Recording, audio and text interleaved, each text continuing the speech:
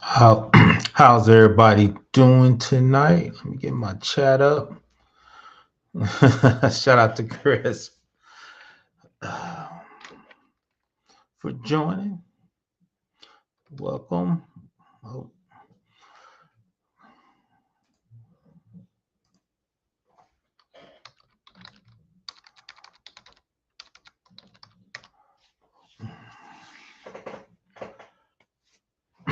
hope everybody had a great Tuesday. We flowing in the hump day. Ooh man, I'm just kind of running out of gas already. Give me a one in the chat if you can hear me. Let me go check on my LinkedIn. Y'all know I'll be struggling when I be trying to do LinkedIn and YouTube at the same time. So this is gonna be interesting. So we're gonna make it work. What's up, Ty? Can you hear me, Ty? Give me one if you can hear me. Shout out to Wired Dog. Shout out to Jonathan R. Shout out to XL Pro for joining me. Shout out to Wired Dog. Salute to everybody. Shout out to my man Chris from GRC Study Hall. Ty, one of the day ones. Wired Dog doing great work.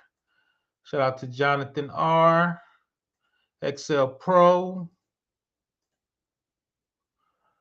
Okay, got the one. Blackjack Yak. So you see it on the screen. We're gonna talk about a little GRC StateRAMP. I would say one of the newest compliances out there. So we definitely gonna get into that, positives and negatives. Why I think it's a good thing for you to at least understand at a high level. Uh, Shout out to Casual Economists. Let me check on my YouTube because I mean shout out check on my LinkedIn. I'm trying to go live. Let's see, it ain't even started yet. I don't know what I'm doing over there, man. I'm trying to make it happen. We're gonna see. We're gonna see. I need to take like a day and kind of get a little better at it, but we're gonna keep it moving today. We're gonna keep it moving. Shout out to Chris with the whoop. You know how we do it. If you got any tech questions or cybersecurity questions, just drop them in the box. You know, I dropped the link about halfway through. If you want to come up and talk about something specifically in tech, shout out to my man Axel Foley from the 317 where I'm at, the GRC Go. Trying to get a little better, trying to get a little better at that. I was glad when my network guy shows up. So if we got any network questions, we got the man in the house. So we about to get started. Let me once again check on my LinkedIn. I'm over there struggling already, man. Struggling on struggling on LinkedIn. I just think they really need to work on their platform. So a lot of people, you know, when I checked it, even the big YouTubers be struggling on LinkedIn. So we gonna see. We gonna see.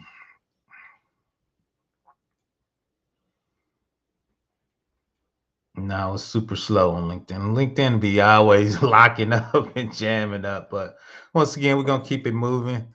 Okay, I appreciate you, LinkedIn. I got the notification, so I was able to see and hear you. That's cool. Well, okay, so I appreciate you. Do me a question. Do me a favor, Blackjack Yak. If you peeking over there, if there's any questions over there, shoot them over here for me. Help me out a little bit. Let me see. I still can't see it. I gotta figure out what's going on over there later. But let's keep rolling. Let's keep rolling. We about to get started. So I appreciate the Chris love, dedication, will help. So you take a bet. Pride, facts, facts. I'm here. I talked to a guy from Australia early this morning about 6:30 a.m.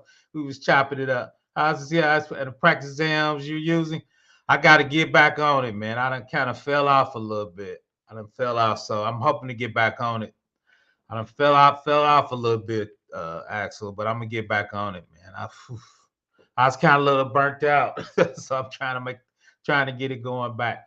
So let's talk about a little bit about state ramp. So I actually work for a very large state, the state of Indiana. So the cool thing is when we were talking about security assessments, security reviews, hardening, people know my specialty is IRS Pub 1075. We would get IRS files and send the IRS. So IRS says you need to do this type of hardening. But that was only a small sliver of the data we had. So for other data types, did we really want to use IRS Pub 1075? which will make that data more expensive to use, process, and transmit? Do we want to use something else? So we were kind of figuring out, okay, StateRAMP. But to be honest, once I dug into it, StateRAMP is really at a level of the same level as the IRS. And that's what we're going to dig into a little more and talk about it. So there's a lot of state agencies and people doing business with state agencies. The smaller agencies really don't have a security requirement that they have to do, right? So is that NIST 800? Is that the IRS? Is that HIPAA High Trust? There's no, if you're the museum's hunting license, so what level of protections do you need for that data? And the states are trying to raise their level of protection because states are getting hacked left and right along with hospitals. So they were like, okay, state ramp is something too, is each agency in each state, when you would procure a piece of software or a service, each state and each agency would have to do their own security assessment, security review. State ramp would say, you see that authorized, this been approved by state ramp, it went through their process. So this is good for any state or state agency that wants to use this product. So you as a vendor would want to get authorized because once again, your product is kind of, we call it that good housekeeping seal, which is an old thing, which basically you get the step of approval. So any state agency can use you, which makes your product more easily to bring into the state or a particular agency. But we're going to get into it. It costs to get that, that certification or authorization, as you say there. I'm glad to see you back. I hope you've been getting proper rest, relaxation, because there's a lot of facts, Aiken. I'm trying to do a little better. I'm trying to do a little better. But yeah, I've been actually trying to get a little rest. I got most everything on the right track for a minute, so I'm not running around with like the chicken with his head cut off. So let's get into it. Once again, it's one of the newer compliances, which makes it for me interesting, because there's a lot of compliances been out there forever. So you see it was founded in 2022, was born from the clear need of a standardized approach to cybersecurity standards required for service providers offering solutions to state and local governments. Right. Once again, state and especially local governments, there was really no compliance that was made for them or they used to level set their organizations, once again, from state or local level. So you can see StateRAMP was registered as a 501c nonprofit membership organization, compromises service providers offering IaaS, infrastructure as a service platform or software as a service, third-party assessment organizations, 3PAOs, and government officials. Our member leaders manage work in various disciplines across the United States and are committed to making the digital landscape a safer, more secure place. So once again, for government security environments complicated by diverse security standards, significant data sprawl through cloud service providers that process, store, and transmit government. You see it, StateRAMP Risk and Authorization Management Program. It exists as a free resource for governments to bring together state and local governments with cloud service providers. It's really focusing on the cloud. It's really a super offshoot of FedRAMP, which I was surprised. To address the challenges head on by streamlining enhanced security requirements, StateRAMP purposes, we see it help state and local public education institute, special districts protect citizen data, save taxpayer and vendor dollars, like we talked about. We're going to verify your software once, then many organizations can use it. So I put that in red. Lessen the burden on governments in managing security risk. Because if StateRAMP's already okay their service or their product or what they're doing, promote education and best practices in cybersecurity among those that serve in industry and communities. So that's kind of what StateRAMP is at a high level, and the reason why I think people need to start understanding it and using it and putting it in their toolbox from a GRC perspective. And even like my man Axel, he's a network guy. The StateRAMP requirements, they're actually based on the DISA STIGs, and we're going to talk about that. So they do have hardening requirements that the network guys got to do, application checks got to do, Windows got to do, right? So all those particular technologies, State reps have hardening requirements, right? That's going to roll up, and that's going to make sure you got to be at a certain level before you get authorized or approved software, so your states can say your software service is good to use and approved, right? So shout out to my man Vaughn. I haven't seen him in a minute. I need to go check him out. Peace. I appreciate you. We always have great discussions. I always have great. He keeps PBO honest, man. I need him, man. He's definitely more spiritual than me. We need more people like Bob. So shout out to him for joining PBO. But once again, StateRAMP as a compliance, we're gonna dig in, roll our sleeves up, and talk from a GRC perspective, policies and procedures, and we're gonna dip our toe in a hardening perspective. Right when you talk about stigs, I don't even have a slide. We probably bring up the Cisco, since my man Axel Fuller's in the house. We look at a couple of stig checks to how you were hardening a specific Cisco router, kind of at a high level. What switches you need to come on, and what are they looking for from a hardening perspective? Man, Chris got a question. So, is StateRAMP stronger or reduced version of FedRAMP? We're gonna dig into that. I would say it's a slightly reduced version of FedRAMP, but there's some pluses and minuses about both. And I do have a slide where we talk about the pros and cons, or the weaknesses and strengths of the FedRAMP versus the StateRAMP. But you got to remember is the Fed is used to doing security at that level. The state, I think, is trying to get at that level and get at that level of security.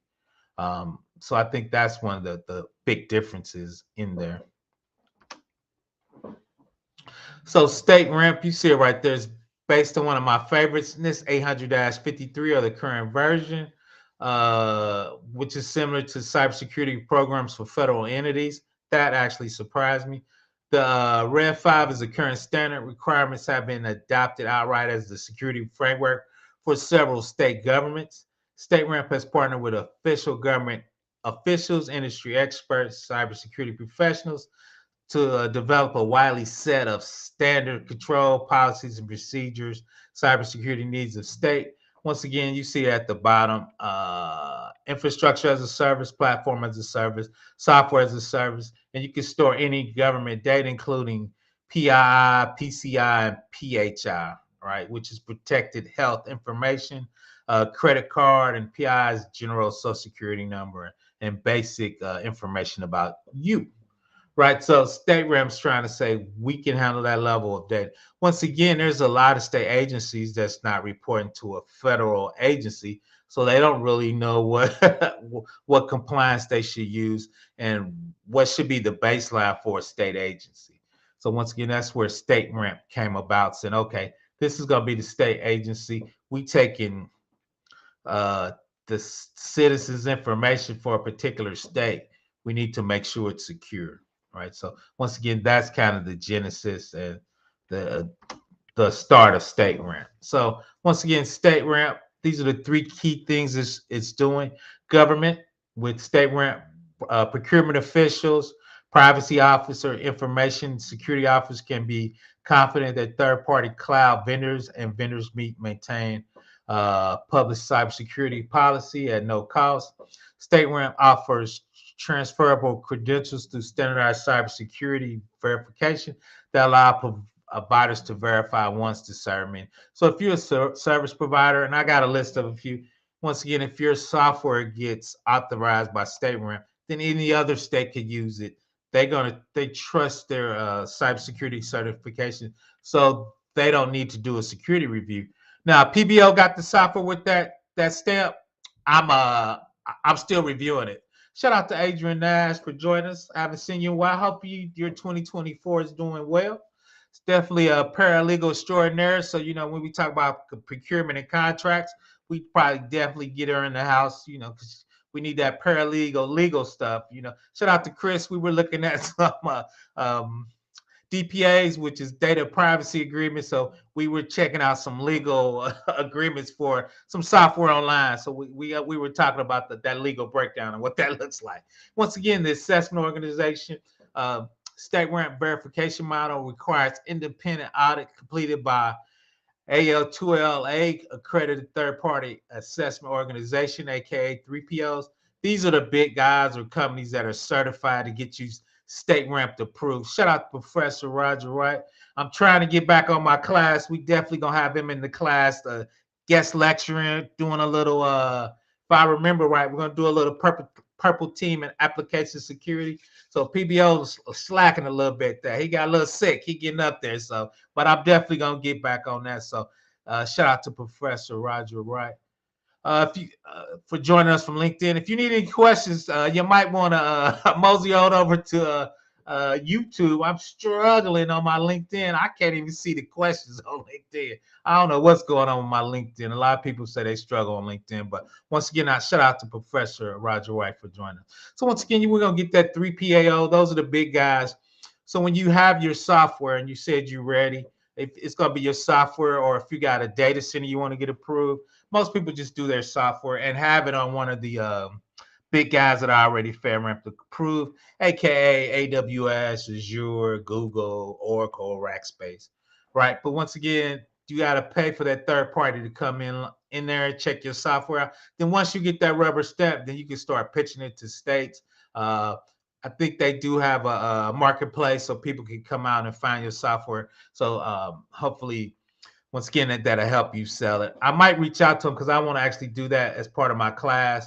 Try to get some software kind of ran through at a proof of concept level. So as GRC people, IT audit people, assessors from our end, right, we would understand how to take a product through that process, right, and make that happen. Let's see what my man Casual Economist says. By the way, PB, are you pulling up LinkedIn chats? I am not Casual Economist. I'm trying. It won't let me in there, man. So if you can put a few of those in here and help me out, Casual Economist, I appreciate it. I'm trying to. I don't know what's going on with my LinkedIn. A lot of people tell me it's quite common to struggle. Let me try to refresh it and see if I can get in, because I am streaming over here. Let's see. I'm going to refresh it real quick. Once again, put your chats in there. Let's see. Okay. I can see it now. I see casuals in here. Let's see if I can see the. I see them now. I think I don't know if those comments are in the comments or putting people. Yeah, it looks like comments. I see them now. Let's see. Shout out to Adrian. Shout out to my man, the Casual Economist. Shout out to Roger White. So I'm picking at them now, Casual Economist. So let me see. Get back to YouTube. So I got my refresh on. Struggle streaming. Let's see. Is anything I've learned what RAMP stands for? Let's bring that up. So let's see. So yeah, people saying what's up on LinkedIn. Challenge with the week back there. I appreciate you. Shout out to Sharon, the struggle streaming professor. I'm trying to get a little better. When I used to teach at a very large community college, I did Blackboard, Canvas, Moodle. I was struggle streaming when I used to teach, so online. So shout out to those LMS learning management systems. Shout out to Sharon K for joining. But once again, it's the government.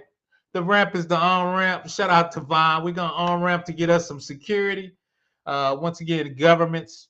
Once again, I worked for the Department of Revenue for the state of Indiana. We were trying to get it secure, so we were doing a lot of these checks. FedRAMP analysts, StateRAMP, and a little IRS.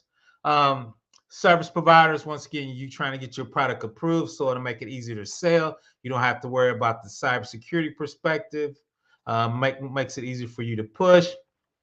Once again, you got to go to the 3PAOs, and I'm gonna reach out to them and see if we can do some software, run through the assessment, see if we can get 3PAO to double check our work, right? So we can figure out from an IT audit and GRC perspective what that would look like if you were a state agency, a service provider, and or the actual IT auditor, which is the 3PAO. Hanging in, thought you were dropping the fight. Always on it. Shout out to Van Turlock for joining us. Hello. talking about StateRAMP and a little GRC. Once again, if you got any IT questions or cybersecurity questions, drop them in the chat. For a couple new people, for people don't know, my YouTube name obviously is Professor Black Ops. People call me PBO for short. I've been into the tech field for 30 plus years. I've been in cybersecurity for 15 plus years. I work for the Department of Revenue. I work for Department of DOD for 11 years, Department of Revenue for the state of Indiana for 9 years. I taught at a community college for 10 years. And so I thought I would come to YouTube and bring my GRC skills, help people get into the industry. And Chris will tell you, help people out in the general. So a lot of people reach out to me. A guy from Australia reached out to me and had some procurement, cybersecurity, data processing agreement questions today at 6:30 a.m. So shout out. So that's why I came. So shout out to my man Van for joining us. Shout out to NC Worker. So let's keep rolling. Once again, if you got any questions, put them in the chat. I got a GRC playlist. So I probably got 8-bit GRCs, NIST 800-53, R4 and R5. If you're doing state police or FBI work, I got those out there. So I got a I got pharmacy out there. I got a ton of stuff. Thanks you for sure. I appreciate that. So yeah, I kind of want to bring out there to see people, see different type of people out there, especially in IT. So that's one reason I came out there. So I appreciate that. So let's keep rolling. Once again, if you got any questions, we're gonna keep rolling. Getting on that StateRAMP, one of the newer compliances. I think it's definitely picking up steam. We're going to look at I think it's 15 states using it. That's coming up in one of the slides so we can see if you were at a certain place where you could go to apply to get a job if you know you're trying to get in there. So once again, some unique things about StateRAMP that I don't see in FedRAMP was this. The starter snapshot, you get a criterion scoring, been updated. We're very excited about the novel approach, which ties. I don't think FedRAMP is tied to MITRE ATT&CK. They mention MITRE ATT&CK. They mention OWASP in FedRAMP, but I think StateRAMP specifically gives you a score on it, which I think is not in FedRAMP. Now, ensure snapshot criteria emphasize the best practices of that. So MITRE ATT&CK is called TTP, which is how nation states attack you in a certain way, a certain technique, a certain protocol. So if they attack, if you got a certain SIM or SOAR, it knows that pattern of a MITRE ATT&CK, so it can figure out how they're actually attacking you. So, Chris, you asked that question, so I thought this was unique about StateRAMP. So I'm gonna dig into that a little more from a perspective, but they actually give you a score in StateRAMP based on MITRE, which I thought was unique. I don't know any other framework doing it. Once again, FedRAMP mentions MITRE. FedRAMP mentions you should do OWASP top 10. It mentions you should be using some kind of tool, but I've never seen it give you a score. So I think that part, Chris, was unique. Let me see what my man Chris is. Free education for PBO is also barbecue fund donation accepted, helping so much. I appreciate you, Chris. We always in the study hall chopping it up. So hey, everyone, finally catalyzed. I appreciate you for joining us. Once again, if you got any questions, like you said, welcome to the party. So yeah, if you got any questions, we'd like out a pageant, Adrian. Working on my digital divide, y'all. Facts.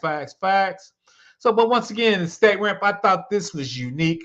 They give you a score based on the MITRE, right? So I'm gonna dig a little more into that. We just touching. So I don't know if they physically scan using LexisNexis with a MITRE score, which I've never seen before. So I got to figure out how they're coming up with this MITRE score to be exact on that. But once again, I thought that was a unique part of StateRAMP. And once again, I've been talking about a course for a year and a half. I'm actually I wrote down on my list, I need to talk a section about MITRE, OWASP top 10. Shout out to Professor, give them a little purple teaming API security in there. Some of those are a little unique, so definitely want to get in there. I did a 6-hour webinar with Anton Spool training with MITRE ATT&CK certification. Did you like it, Akin? Did you think it was a value? I'm even though I'm blue team, when we talk about hardening, we're gonna talk about distance sticks. I do look at MITRE to figure out how people will attack my setup, right? I would do some minor red teaming stuff, do some scanning, do some security onion stuff, some basic stuff just to make sure there's no big holes in my hardening setup, right? Because when you do statistics, the CIS hardening, schisms hardening for the IRS. Those are the three big hit. They're hitting about 80%. They're not 100%. Some of those OWASP I would call novel attacks. Some of those miters I would call a novel attack because they're doing nation state type attacks where, most of that hardening is not going to cover a lot of that, right? So, yeah. I agree with that 100%. I just don't, when you saw, there's a lot of people on that pyramid, Professor. I don't think it's at the top of that pyramid. It's definitely the gold standard, but I always put that at that kind of that elite level from a hardening organization. I don't know any medium or small company talking about MITRE. Now, once again, when I worked at the large state and DoD, they talked about MITRE, but small and medium size, they don't. Those guys don't talk about MITRE. But you are definitely correct. AK Nice just started with their court. Cool. Facts. You liked it, so that's cool. Hey, can you drop a link with that in the chat if you can? I think, if you don't mind. That's cool. I got to go look those up. Vulnerability. Yeah, I thought they was. I just usually do the basic scanning when I do vulnerabilities with Rapid 7. I never actually picked a particular MITRE thing. And a lot of times, usually I end up just looking at the output of the Rapid 7 scans, right? We do more Nexus compliance scans than Rapid 7 scans, right? But definitely vulnerability scan is definitely in StateRAMP and FedRAMP at a high level. But once again, like the doc said, is MITRE is definitely the gold standard, and StateRAMP was pushing that forward, which I was pleasantly surprised when I saw that. So they have a fast track, so we just gonna hit it, right? Because you got to pay them money, so they want to get you in and out from a state perspective or a vendor's perspective, right? The fast track process outline a quick overview. They want you to become a member. We're gonna talk about the memberships coming up. Send a product through fast track. Providers must first become a member. They want your money. Once you complete the membership process, member only portion of the website, they're going to give you a StateRAMP PMO, Project Manager Officer. After joining StateRAMP members, service providers must complete a security review request, StateRAMP PMO prior to their first intake call. They can use this form to provide information. So what is that? They're going to give you a call. They're going to ask for your architecture, your network diagrams, your policies and procedures, right? So once again, to get you quick started and going, right? Because they're going to do a review on your product or your services, right? So and that's part of that. When you talk about GRC, that's what GRC does. There's a lot of times security review, and part of that is to make sure, like the doctor said, you got vulnerability scanning, incident response. They want you to have some MITRE scanning in there, some configuration management, some incident response, right? So that's going to be part of your initial review to see where you at, right? Let's see, step 3, complete the required documentation. Providers should work with the third-party assessment to gather and submit required security documentation, federal uh, federal approved security package, 90 days of continuous monitoring, any necessary StateRAMP template. We're going to look at their templates. They have some cool templates. We're going to go over some of their templates, not today, but later. Definitely in my class last seminar, they had some great templates. PMO will review the server provider's complete security package. We're going to go over that at the high level. We've got a couple slides coming up. Conduct a call with the provider and 3PO to make a final adjustments to the submitted documentation. Right. So, let's go back. Then continuous monitoring, right? Because once you do your hardening, you're setting how your policies, you got to keep them current, keep them relevant. You got to review them every year, right? Policies and procedures. So that's where the continuous monitoring, right? From a hardware and a security program perspective. All right. So that's one thing I kind of do in my day-to-day operations. Let's see. I'm interested in see how their scoring work based on MITRE. Is this something you can find in your state government website. The doctor said it's a vulnerability scan. They're not going to put that on a state website. The reason why is that's going to show your vulnerabilities and where you at. You don't want the bad guys to know that. So, but no. So, like Professor said, you can scan for that, and we'll delve down a little deeper into that coming up in the slides.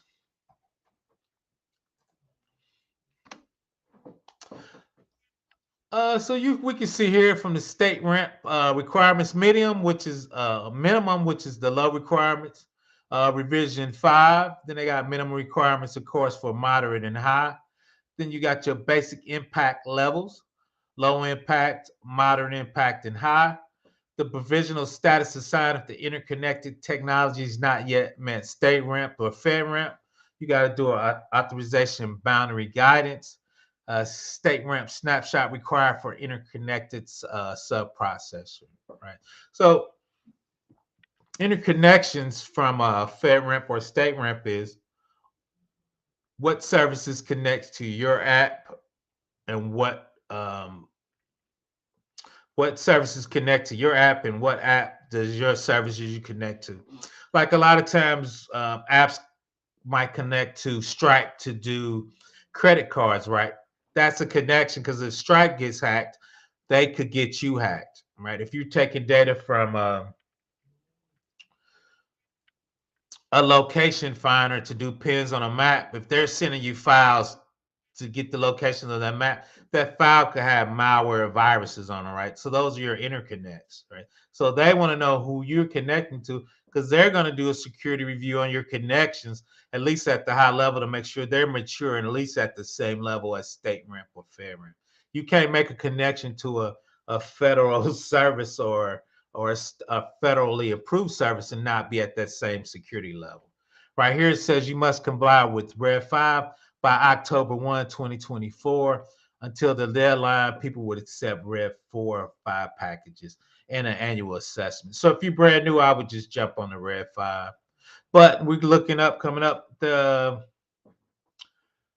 Red 5 from a low connection. It has what, 40 more controls, and moderate has actually less controls. And you can see in 5 they deselected the privacy control family and added the supply chain. That's the one I guess caught me off guard. Baseline 5 is standard based on DISA-STIGs, right? Which is security technical implementation guidelines. And we'll pull those up. Once again, my man 317 is in the house. I don't know if he's going to stay, but we'll look at a couple Cisco checks on that. Salute to Game Over. Thanks for joining us to see what that actually looks like. So once again, those are the checks. Those are how many controls. And remember, those controls have sub-controls. So when you go from low to moderate, right, which is 325, 319. So those are the controls, once again, from a StateRAMP perspective and what you're doing. Once again, we talked about a continuous monitoring. Monthly vulnerability reports should be provided to the project manager office of StateRAMP. The monthly POEM, which is your schedule when you're going to have stuff fixed or updated, goes to there every month. The annual audit by your 3PAO, which is your IT audit. They're going to check your services every year to make sure if any changes, which there always changes to policies and procedures. Supply chain got updated, or so you got to have those controls added. And the monthly reporting to the PMO to say where are you at, what level are you at, are you still in compliance with StateRAMP? Because if you're not, right, they'll take your authorization and your certification away from you. That's part of continuous monitoring because you want to validate that your service is still or your cloud is still in compliance with StateRAMP. That's the good thing about it. The states don't have to worry about it.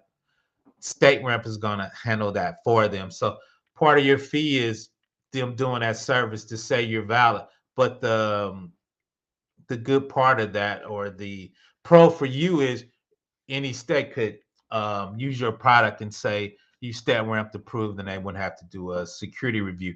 Now, me, because I'm an old curmudgeon, I don't care if you got a StateRAMP. I'm still gonna review your stuff. I'm still gonna ask you security questions. I'm still gonna double check a few things to make sure you're in compliance, right? because I'm just that dude. Stigs are intense, so we have. Oh, our agency struggle with that. We struggle with that at DOD, and we were doing that at the state agency we were at. We were harmonizing between a few controls. One of those are Stig. The Stigs is a heavy lift. So now everybody struggles with Stigs. There's very few people. When I was at DOD, we struggled with Stigs. There's very few people I don't know was struggling with Stigs to see. Now, do StateRAMP do CMC? No, I think those are separate. But I think if you do StateRAMP, you will be super close to CMC certified. CMC has a few added controls that are outside the NIST family. I think it was like 10 controls that was extra. And since StateRAMP is based on this 800-53, I think StateRAMP has more controls. I think CMC is going to have a few different controls. If you're bored, I got a CMC video. Shout out to Chris. I did it's an hour and a half long where I talked about the added controls from CMC. That's a couple years old, though. I need to update it. But yeah, Professor, there was a few additional CMC controls that wasn't in this, which was 171, which is the baseline for CMC plus a few extra controls. Not 800-53 is 171. So once again, put the questions in there. I'm gonna drop the link. So this is their package they were talking about. There was a zip file in there that I thought was excellent. And in there they have OCM folder containing the SSP, operational control matrix, diagram, policies and procedures. They were templates. They were a little like user guides, rules of behavior, plan catalog, and continuous monitoring. Those are all the documentation you're going to need when you do your StateRAMP security package, the same as FedRAMP. When we were doing our IRS, we had like it was like a 500 pages. It was so long, right? But once again, they're validating that you're doing the security you're doing and you're doing it properly. Shout out to my man Before the Billions, doing great work. Let's see, Chris. Yeah, I was going to say there's been some major updates, but it's still a great overview. I appreciate that, Chris. That's my goal is I got to do HIPAA, High Trust, and Mars E30 that I was going to go back and start doing the update to CMC was one. CFR Part 12, which is for pharmaceuticals. So those are some of the up things I need to do. But I appreciate that, Chris. But yeah, there has been some updates. I know. Shout out to you. I know you've been digging in CMC. Uh, I don't know if they got hacked. I know they were down twice. We were struggling at work. Everybody I know I was connected to with Teams was struggling at work. So I know they were down. I'm sure they're gonna let it out. Something was going on. Something was going on at the great Microsoft. But yeah, shout out to B2B. But yeah, that's their packages. That's the package you have to get ready. As a GRC person, IT auditors, there's some things we would, of course, get the package ready. Got to have your diagrams. Got to show your interconnected points. Things connected to you, you connected your diagram. We want to see your segmentation. Hopefully, you're doing some zero trust in there, right? So all that's part of your documentation. And everybody know once I get my class, shout out to Chris Whitlock, we're going to walk through some of these documentations so you get comfortable looking at these type of diagrams, policies, procedures, rule of behavior, and all of that. Oh, Professor Rajway said it was DDoS from Azure. But yeah, they were going because they sent out a yellow alert. I didn't know they had colors. So when it was at work, they said it was yellow alert. I was like, okay, cool. But once again, they have great packages. We're going to start going through those. Um, once I get the seminar done and kind of doing those packages as exercise to get people comfortable with doing those type of artifacts. That's what we call them. Or CIs, configuration items, depending on if you're like me. Artifacts, configuration items. So there's a few things. So just getting used to that documentation I thought was great from StateRAMP. Once again, here's a when you fill out their spreadsheet, it tells you what your percentage is complete. You see it over there. If you pass, what your deficiency in, and at the bottom status, those are the particular templates we were looking at the bottom, right? So that's how your score gets. And theoretically, it tells you if you get approved for StateRAMP. If not, a lot of times your poems, what's in red, probably a schedule when you need to get that done and fixed. Once again, it's similar to FedRAMP, which surprised me when I start digging in the StateRAMP. Let's see what my man Chris, according to BHS team, several non-public CVEs are high, currently around 6 weeks ongoing, and we'll hear about it soon. Okay, that's cool. Those guys are definitely on top of it. So let's keep going. These are the states currently in blue that are participating in StateRAMP.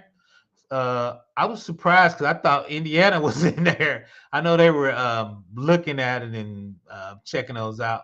So, so if you're in any one of those states, or once again, you don't have to be in those states. A lot of companies are selling the states, right? So when your product goes to that state, that product, they're going to ask you, are you StateRAMP approved or authorized? You don't have to be. It just makes it easier for you to get into the state, right? Most states still going to have a procurement. Still, a lot of times going to go with low price, low cost. You still going to have to do an RFP, RFI. But if they have to do a security review, right, that's all hitting all out there. Shout out to ND for StateRAMP. Nice, facts. So maybe you need to reach out, Chris, CMC and StateRAMP. I know maybe you need to add that StateRAMP to your CMMC because I know you're studying that pretty hard. But once again, those are the states. So if you're in those states, you can say you get your StateRAMP skills up and you could apply to jobs there. Once again, we're going to go over some of those in my little course: StateRAMP, FedRAMP, CMC 171. Hit some of the bigger compliances and get comfortable with those. Right. So, and once again, these are some of the states, and then they broke it down. Arkansas's judicial branch is using it. Nebraska's judicial branch is using it.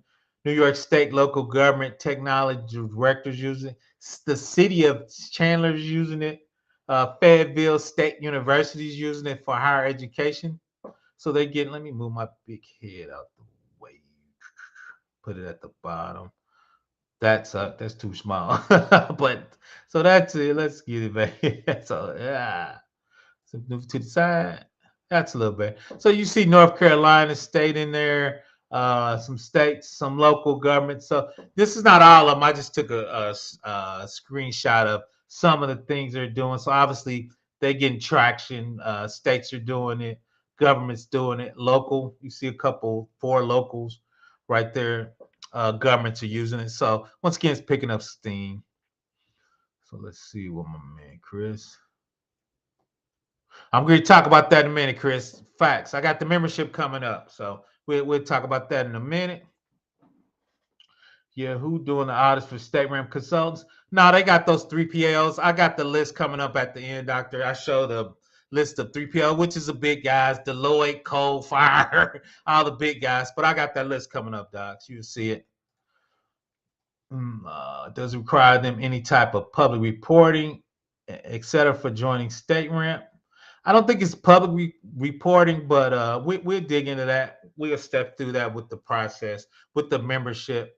But two, yeah, you will join a membership.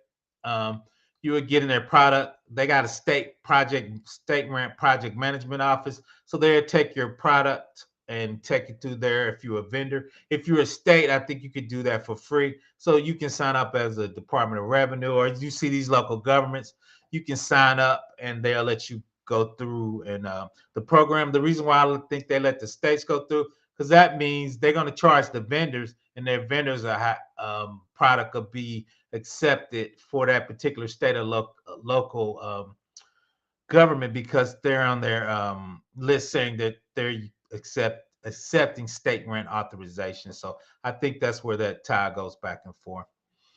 Let's see what so can you adopt it for local level on our state? Indiana looks local. Indiana looks local like city of Fishers, but not the state. Yep, you could do it. You could do a local. Yep, you could do that. The city of Fishers can do it and not the state. Because the city of Fishers, which I'm in the state of Indiana too, Fishers got a lot of money. Carmel's right there and Zionsville right there. So we know they spend a lot of money procuring a lot of products, buying a lot of the top software. So they want to make sure that stuff's secure. So them as a local city or town can use state FedRAMP. So any products coming in there, they would accept the state ramp authorization. So Shout out to Fishers. I'm actually thinking about moving to Fishers, so that's funny. So shout out to Fishers. So here's the different levels participating. Once a government or city provider has made decision to verify cloud security with StateRAMP, the first step is to identify what impact level you want to do. StateRAMP low plus, StateRAMP moderate, StateRAMP high. So once you figure out what you want to do as a government, local, city, then you got to figure out what impact level you want to use. NIST general map to involve public data plus a few moderate controls. Moderate is usually confidential data or high criticality to the continual continuity of the government. FedRAMP high is utilized for most sensitive and critical systems. Usually, when you do high, it's life or death, or if it goes out, you're gonna be really suffering. So those are the moderate levels right there.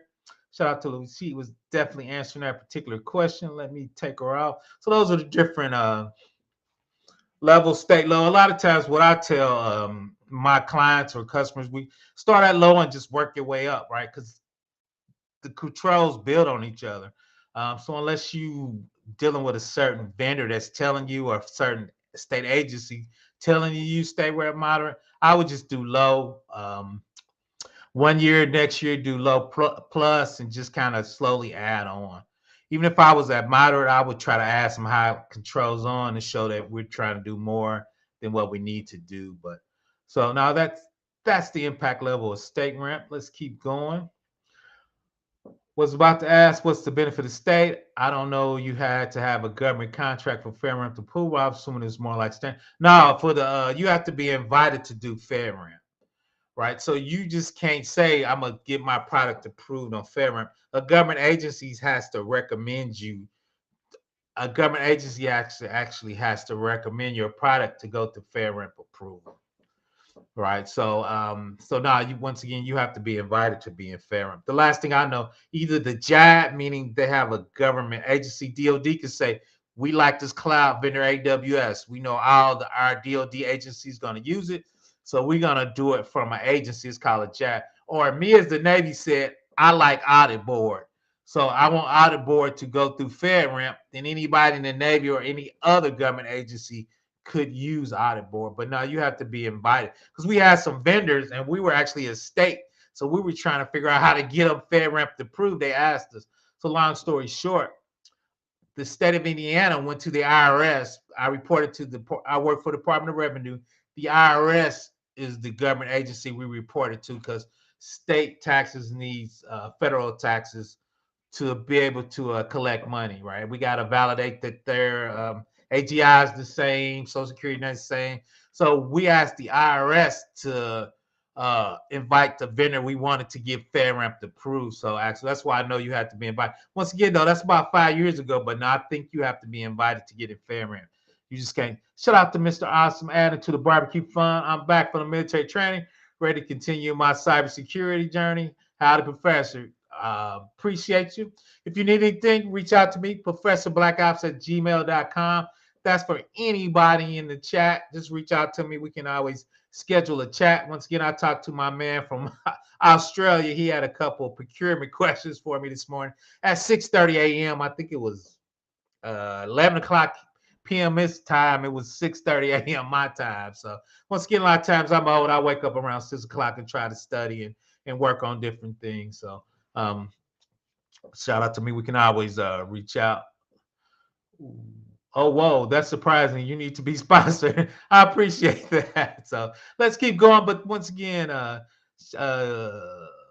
she asked that question. Those are the impact levels. Once again, StateRAMP, low, low plus, moderate, and high. Once again, if you're dipping your toe in, even as from a learning perspective, I would start with the low controls, get those comfortable, work through those documentations. And once again, we're going to do that in the sophomore class, my sophomore seminar. We're going to run through some of those and figure those out. Let's keep going. This is one of the StateRAMP Get Started packages. So I just wanted to StateRAMP, you would provide a memorandum of understanding. The government will review the MOU and add changes in necessary sections, sign and return this StateRAMP. Memorandum understanding is basically a contract saying, I understand what StateRAMP is. I understand uh, this is the paperwork I do. I understand you're going to be looking at my findings, all the stuff I'm doing wrong, right? They want you to understand that you would sign and return a fully executed MOU, basically saying you can't sue them. But StateRAMP would then enlist the entity of StateRAMP website as a participating government. That's on the government side. You're going to update your policy and procedures. We talked about that. Incorporate requirements, procurement language, contracts and solicitations. That's what my man was talking about from Australia is when you start doing risk assessments, you start doing IT auditing. How do you start? When you procure software, new software coming in, you should have a risk assessment coming in. That's supply chain and risk management in this. Any new software doing, you got to do a risk assessment. And part of your risk assessment, you need security language in that contract saying, I can redo a review of your software. I can look at your policies and procedure. I can come to your data center. It's in the contract and we sign that we can do that, right? So legally we can do that. So that's why it has to be in your contract. Solicitations with StateRAMP requirements, contracts with StateRAMP engage vendors in cooperative language, right? Once again, with the 3PLs, it's just and I sign my, we call them DPAs, data processing agreement, what you agree to between you as a company and them as the vendor, the client, 3PA that's coming to audit your company and or your software that you're trying to get StateRAMP approved, right? So that's a real big thing. Obtain access to continuous monitoring, contract list to StateRAMP, provide bidder list to StateRAMP, complete intros for PMO, project manager office. They're going to onboarding you documentation. You're going to return that to StateRAMP. You're going to attend a PMO onboarding. A lot of times you're going to get on Zoom and they're going to talk about you. I've been onboarded a lot. Once again, the IRS, which is Booz Allen is their auditing firm. I call them the henchmen. They come out, you get on a Zoom call and they onboarding you, meaning what's the scope of work? Let's look at your policies and procedure. What, like we talked about, what's your connections in and out, right? Is it encrypted? So they're gonna do a scope of work and their onboarding is. So what part of your software, what servers are they touching? Is that in the cloud, which is probably is. So what's the scope of work and what products are using in AWS or Azure? Are you using Aurora? Are you using Log4j? Or using their load balancer? Or using Cloud Watch? Or using Route 53? Or using KMS keys to encrypt? Right, all that stuff they need to figure out when you onboard, so they know what level of assessment that they need to do on your organization. Right, so. Once again, it's part of your StateRAMP standards. Once again, it was NIST 800-R4. At the bottom, these are some of the things they're going to ask for from onboarding. They're going to ask you, which they're going to give you, is their security assessment framework, which is their questions. Baseline control matrix, a snapshot, data classification. We just looked at, are you low, medium, high, low plus, right? Ready, medium mandatory requirements. If you low impact level, moderate or high. Baseline control level for authorization, boundaries, like we talked about, that's the scope of work. You got to have a penetration test guidance, continuous monitoring. The professor, we were just talking about vulnerability scanning. That's got to be in the loop. Incident communications. If you get hacked, who do you communicate? Who do you talk to?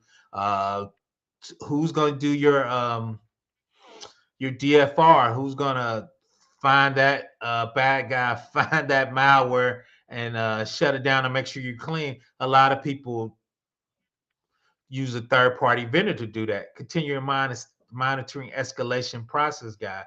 If I'm monitoring and I see something, if you got an incident or you're not performing at a certain level, how do we escalate it? Who do we talk to on your side, right? So that's all the documentation you need to get together. That's why those 3POs be charging a lot of money and they cost a lot of money. Shout out to Aiken. Let's see what he got. Have you heard of Jacob, founder of GRC Academy, CMC? I think I've had. I think I have, Aiken. I think I recommend. Is that the $250 one? I think it is. I recommend it. I was looking at their stuff on Udemy. Yeah, Udemy, I believe. I need to double check. I think I have. I think I recommended their price was good. So yeah, I need to check that out though. If that's not it though, I need to check that out. I'll check that out, Aiken. Appreciate that. Let's keep going. So now we can go over to dues. Service providers now can choose from 4 tiers of new membership dues, beginning with $1,500 per year. New in 2024, 3PLs will be invited to join as members. Their annual dues begin at $2,500 annually, right? So if you're a auditing company and you get 3PO approved, then you can go out to state ramp governments and state ramp software services and do an audit for them and get you have the ability to get them authorized, state ramp authorized, right? So for the $1,500, this is what you get. We're just going to peruse through it. Member benefits have grown each year. Standardized approach to cloud security, guide path to improving security outcomes, public product profiles for authorized product lists, transferable credentials, harmonization of cloud standards impacting SELD. Harmonization is if you're doing IRS, state ramp, and fed ramp.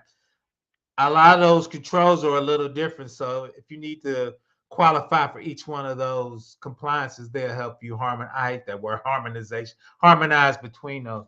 State ramp community eligibility, access to ramp exchange with additional fees, one member rate for the annual summit, right? So uh, the second one is 2,500. I guess it's reduced for small vendors. You get a biannual call with the state ramp executive staff. You get access to ramp exchange for no additional fees. You get 2 member rates for the annual summit. 10,000 limited to 25 memberships only. You get a prime membership benefit. You get 4 members. You get a social media spotlight blog panel features.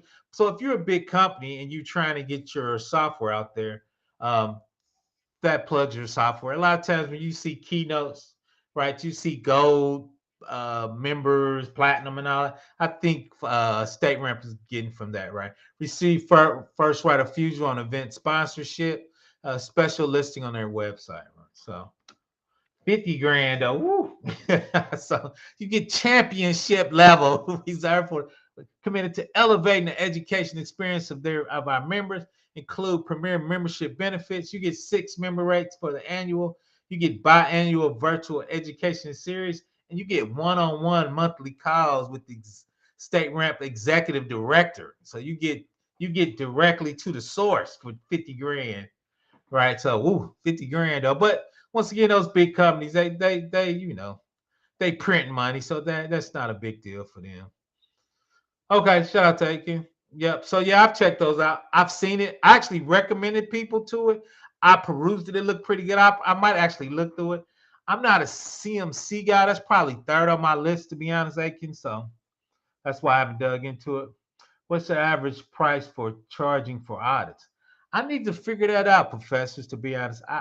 They didn't really nail that down. So, um, and two, as I think the 3PLs actually charge different rates. I don't think it's a standard rate, but I need to dig into that. I really couldn't find that when I looked. It didn't really just jump off the scene for me. My man Chris said that course is cool. So let's get going. So here's some of the differences, and I think we were talking about uh, state ramp compared to fed ramp. Uh, Available to any providers regardless of federal contract status, right? Once again, you got to be invited to fed ramp. Centralized PMO reviews for our security package to ensure consistently. Let me I think I'm gonna go to side. 2 plans for mapping to other compliances to make sure once again you get the harmonization. FedRAMP, like we don't care. So I think State Ramp is trying to nonprofit to improve security postures for public education institution, special districts, providers who serve them, right? Once again, that's State Ramp. FedRAMP don't give you any of that. So that's kind of the pluses from a State Ramp perspective. right? You could do state and local government. FedRAMP, like you got to be doing federal level work. And right, we struggled because we were actually a large state. So we actually had to go a lot of times go through the IRS to do FedRAMP because once again, the IRS is the federal agency that was overseeing us and doing an audit on us. So a lot of stuff we couldn't actually get FedRAMP or ask questions. Some of those we would just have to send through the IRS, right? Because they're the oversight agency.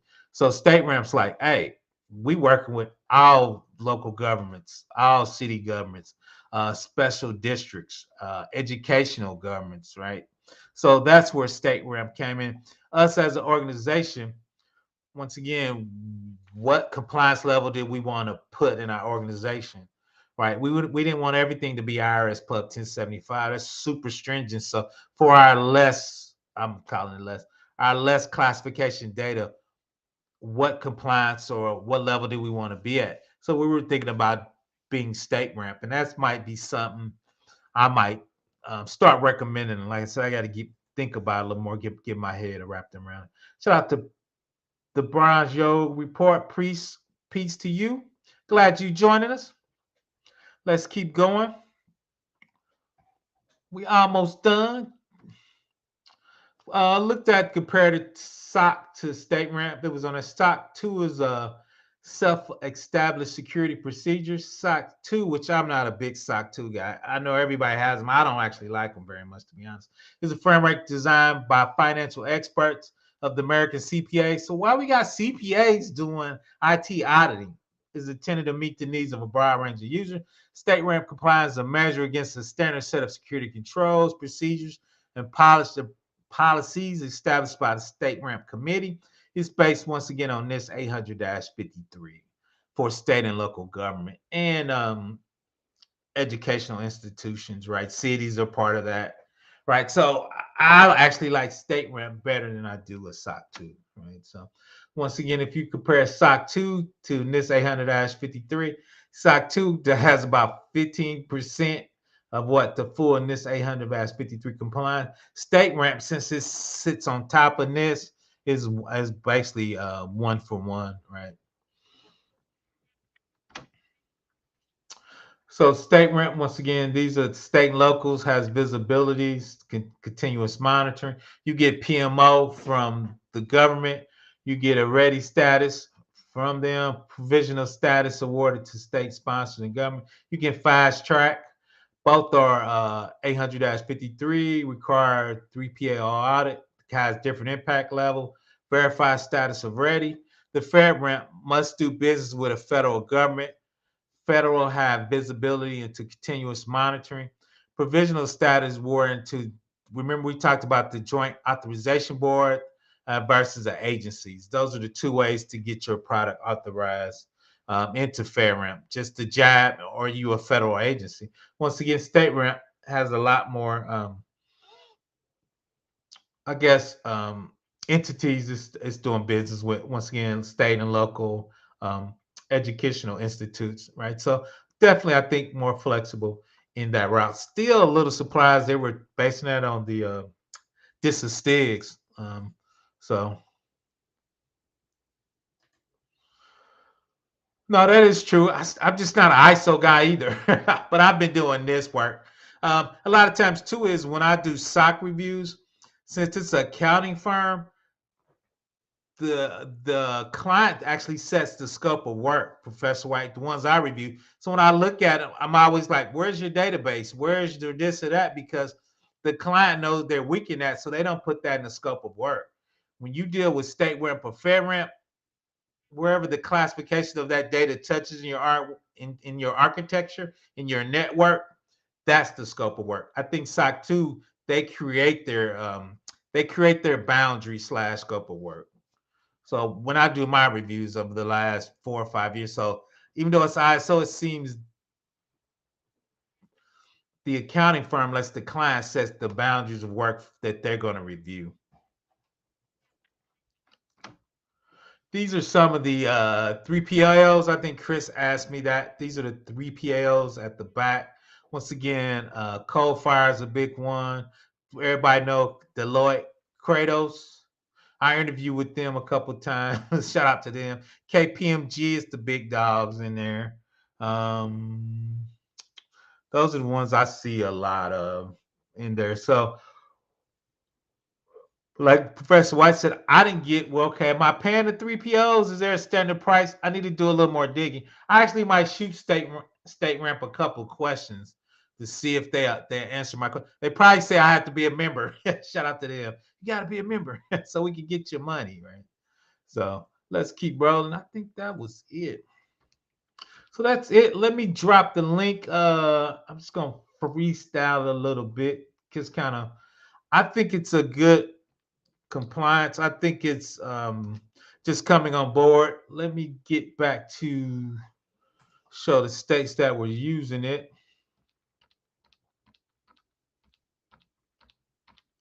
real quick. So those are current states was using it. Let me look up a quick. This is STIG where we're talking. They have a STIG viewer out there that's decent. It's a commingling of a few things. Let's see if they got it for. Oh, that's the real one. That's the viewer. Once again, I dropped the link. You can come up, or you can just keep dropping questions in there. I was gonna look up. Let's see. That ASC in there. ASA. Let's see if they. Let's look at this ASA firewall real quick.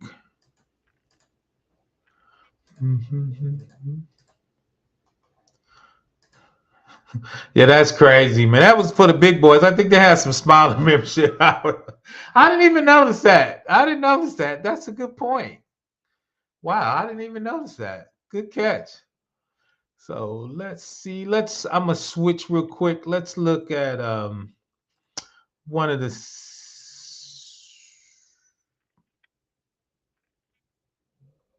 oh, there it is.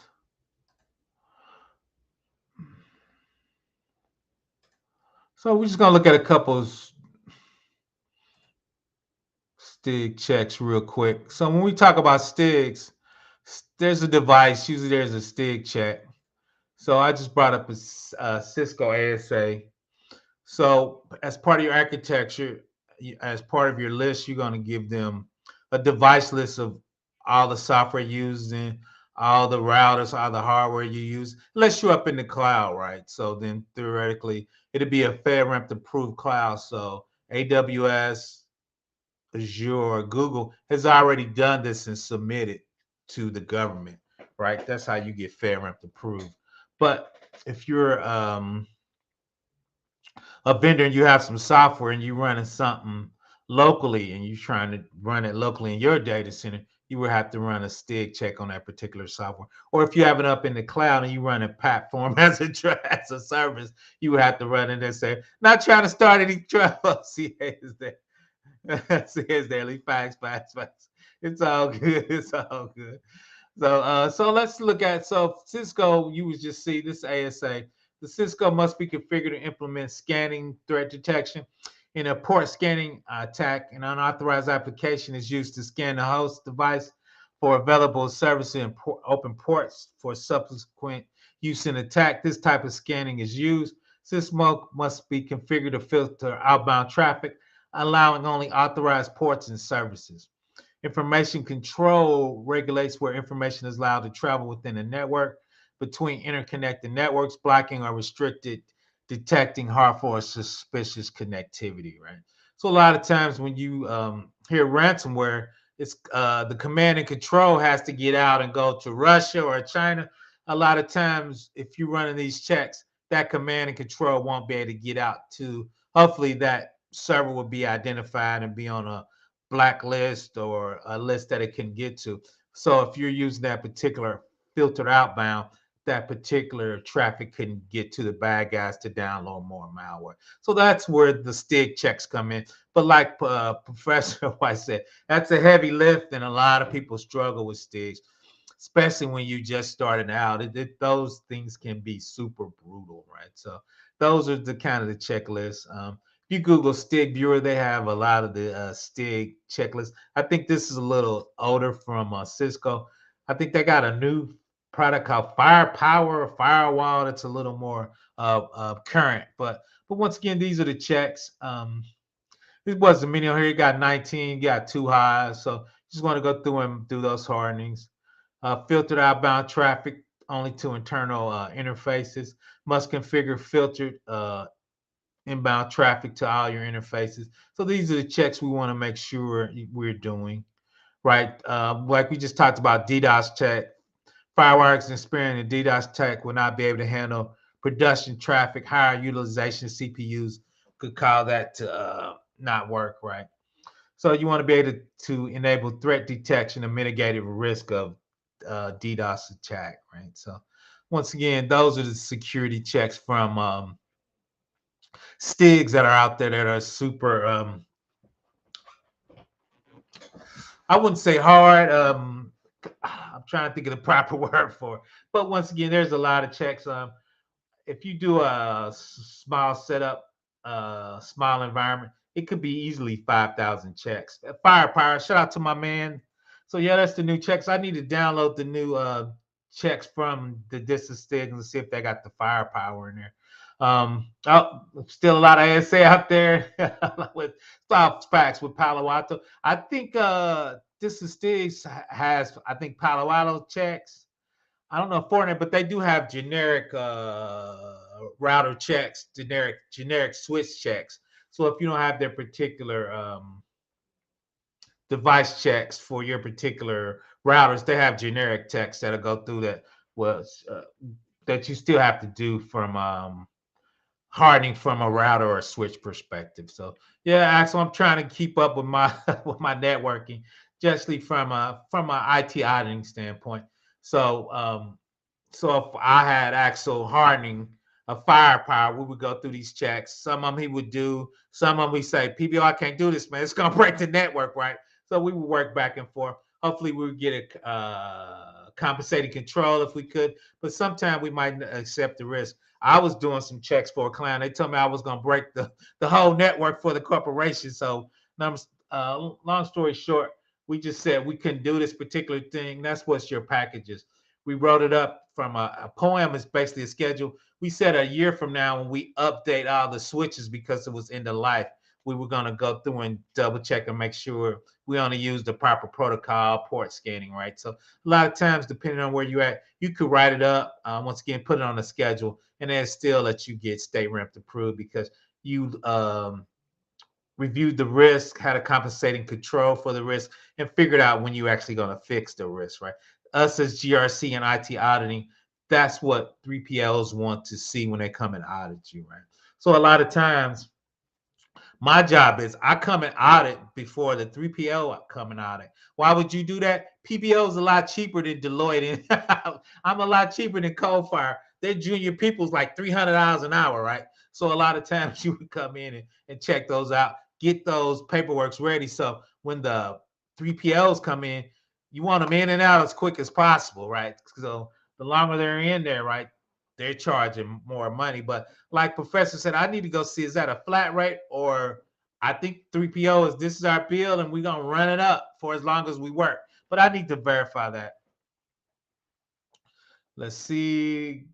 Got to give it all a go at 1 a.m. No way around. Got to give it all a go at 1 a.m. Facts, facts, facts. So that's it. I'm gonna hang around a little longer, see if anybody got more questions. Once again, I have a playlist. I'll probably put it in the description of this video at the end. Give me about an hour. And then there is CGIS, NIS 800-53, pharmaceuticals. Um,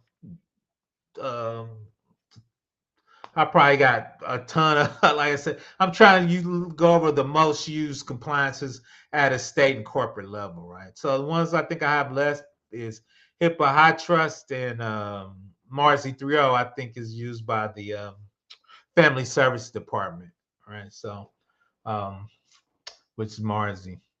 So now I got to go look at my playlist to see. Let's see how I'm doing over there. I'm still on LinkedIn. checking it out. Let's go look at my. So once again, just trying to go over the most used playlist and just make sure we have understanding what those are and comfortable with those um, when they come about.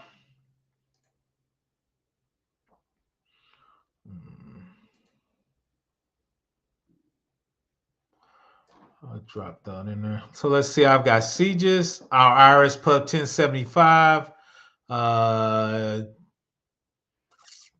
FERPA for Education, which is Family Educational Rights and Privacy, FIPS 199, Pharmaceutical Computer System Lifecycle, that's called GXP, CMC, Cybersecurity Maturity Model Certification, 171, which is small businesses with federal compliance, doing federal work, privacy, 218, which is Secure Software Development Framework. Let's see, CCPA, which is California Privacy Act. And I just added StateRAMP. So I'm going to drop that in the chat. I am, Van. I'm trying to. I am. A lot of people ask me to do it. Yep, it's going to focus on this 800-53. If you're familiar with Joe Argo for Simply Cyber, I'm trying to do the next level of that. So in my first one, I'm going introduction to this 800-53. I'm going over the 20 families in this 800-53R5. I'm going to go over onboarding, offboarding, and incident response procedures. And part of that is NIST 800-53A, which is the process for all of that. B talks about low, medium, high. We just talked about the impact of that. Then 2 is, I'm calling this my freshman class, which I taught, is technically 3-tier architecture and working with different departments. From a GRC perspective, you got to work with procurement, you got to work with legal, you got to work with incident response. You got to work with just all the departments. So how do you do that, and how do you get comfortable from a security perspective, man? So that's what I'm trying to do. Super low cost, though. Super low cost. Enjoy the GRC playlist. Appreciate leaving it to figure out the okay from earlier today. Great stream. I appreciate it. Reach out to me if you have any questions. Yeah, I didn't even know my man Chris was checking out my list and a lot of it. He said I had about 55 hours worth of stuff, so I didn't know it was that much. So, and I get this a lot, which I understand is kind of like this stream. We've been going for an hour and 20. People be like, PBO, can you put that in a 20 minutes concentrated thing on something we specifically we need to learn? So that's kind of what made me decide to do a course, man. So that's what I'm working on. So once again, since I'm the professor, I was going to have a freshman, sophomore, junior. Then shout out to the other professor there, Roger White. We were going to do the red team, blue team, and purple team. I was going to do hardening, reach out to a couple of my friends on YouTube. Shout out to Struggle Security. He's definitely offensive. Shout out to Alpha Cyber. He's definitely one of the top penetration testers out there. So we're going to harden it. They're going to see if they can attack it, right? It's kind of a capstone to make sure you understand policies and procedures. I'm not saying you're going to set it up, but validating that the architecture's approved for NIST work, right? You got network segmentation. We're going to talk a little about zero trust. So you can't go east and west for elevating your privileges, right? So we're going to touch on a little bit of that. What's the shout out to Aiken? I know us with love, Aiken. I don't know, man. I was down for a week. That's my excuse, Aiken. I'm trying to get the freshman out. I was trying to get it by February, beginning of February, but I don't think that's gonna happen. But I'm halfway done with the slides. I just need to record it. So I'm working on the freshman part of that, Aiken. Good asking me, man. I know it's with love. I need that peer pressure, but So once again, I'm gonna hang out for another 2 or 3 minutes answering those questions. So I don't know, Aiken, to your question, but I'm on it. But once again, I appreciate people coming out. Once again, ProfessorBlackOps at gmail.com. Reach out to me. Once again, I've been in IT for 30 years. I've been in cybersecurity for 15. I've done everything. I programmed for the first 10 years before I even um, got into security. So that's why I got into that purple team. Because they were asking me to harden web servers because that was the first thing you attack. So, so sure, I'm not so used to it. So yeah, fine. So yeah, check out the playlist. I've seen a people pretty good overview of StateRAMP. I appreciate it. Like I said, I'll probably do another one a little more in depth. I was surprised about the distance stigs in the StateRAMP. I was surprised with the membership cost. I was surprised. Um, they're running it close to FedRAMP where you got to get a 3PL to get you to come out and authorize and validate. I thought you would self-serve and submit your documentation to them. Um, so, Chris, so that was a surprise to me from a StateRAMP perspective. So I learned a lot in there too. Once again, I might reach out to them.